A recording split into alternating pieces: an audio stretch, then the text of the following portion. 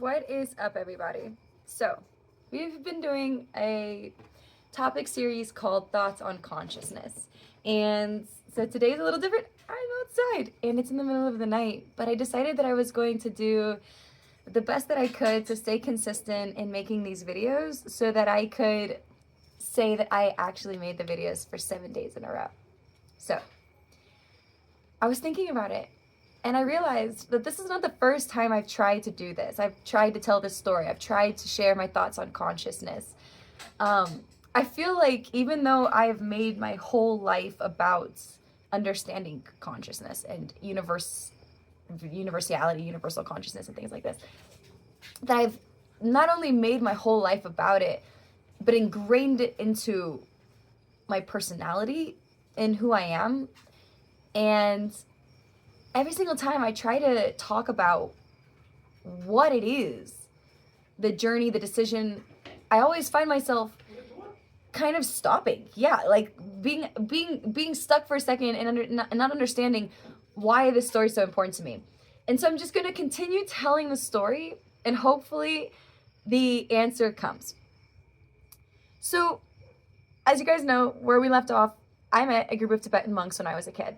And these Tibetan monks introduced me to transcendental meditation just through inviting us to their home, me and my brother and my mom and my dad, and showing us sand mandalas that they were making in front of their door. So we're not even able to speak the same language, but they are showing us transcendental meditation in the form of these sand mandalas.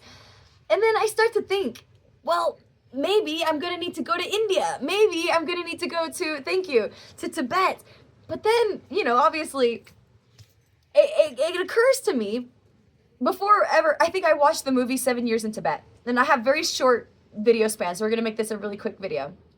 And I put two and two together that in this world where everything pretty much, happens under the sun and it's very hard to reinvent the wheel, it's very, very hard to make something new, I thought instead of hyper-focusing on being someone to discover something, that the focus on consciousness was truly that, to stay strictly in a meditation so that I would be able to relay the understanding that I had of consciousness and how these Tibetan monks had touched my life, how transcendental Buddhism and meditation would touch my life and impact me. And what my decision was that I was going to be a kind person. Because one day I'm in school and I'm in the closet with this girl and this other boy, and we were tasked to get some stuff off shelves and bring them into the classroom. Well, while I'm on the ladder, while the boy's on the ladder, the girl starts teasing the boy, and the boy gets very upset and starts crying. And then he goes, and just not going to share any names, he goes to the teacher and tells on us, and the teacher goes to the principal, and we're called into the principal's office. And I'm sitting there being chastised by my principal for teasing this little boy. But I hadn't really teased him with her. The thing that I had done was I had started laughing because I thought, well, he must like the attention, right? She's giving him attention. And we're laughing. It's making me laugh. I'm laughing because I'm uncomfortable with the idea of, being mean to this boy. So I'm laughing, hoping that it's going to make it better, but it didn't. And the boy's feelings were hurt. And in my attempt to try to be kind, I actually had hurt this little child. So that really woke me up in a way. I really learned something in that lesson about how to be my own person and not how to follow somebody else. Because you cannot always trust that maybe how the other person that you're following is treating others is actually the right way to be treating others. So we have to be able to discern for ourselves how to treat others and what is right from wrong, right? So again, very short video because I don't have a lot of storage space. While I'm sitting in the principal's office, I realized that I feel a great sense of shame. And this shame is coming from the idea of someone finding out that I was a bully to this little boy, that I was actually in the principal's office for being a bully.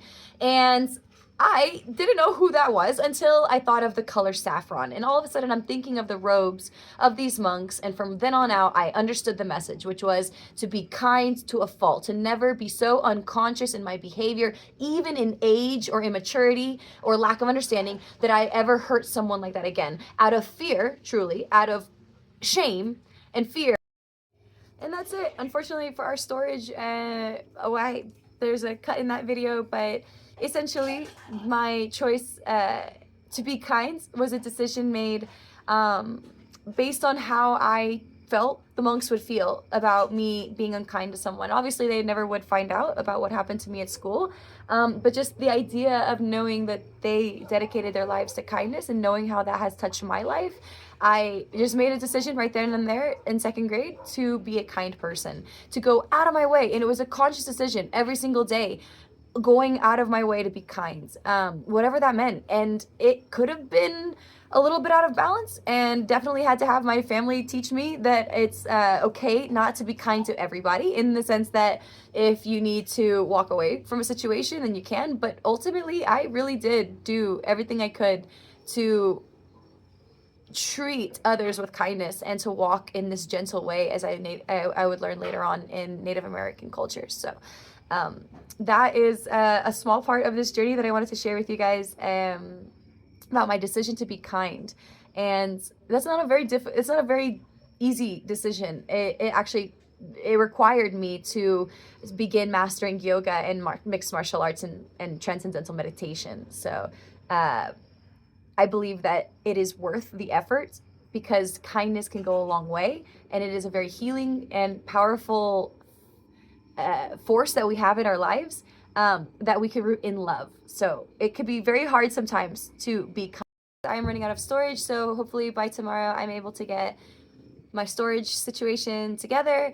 But that was the small part of the small little bit of that story that I'm telling you guys on how my life became about consciousness. So peace, love, and namaste.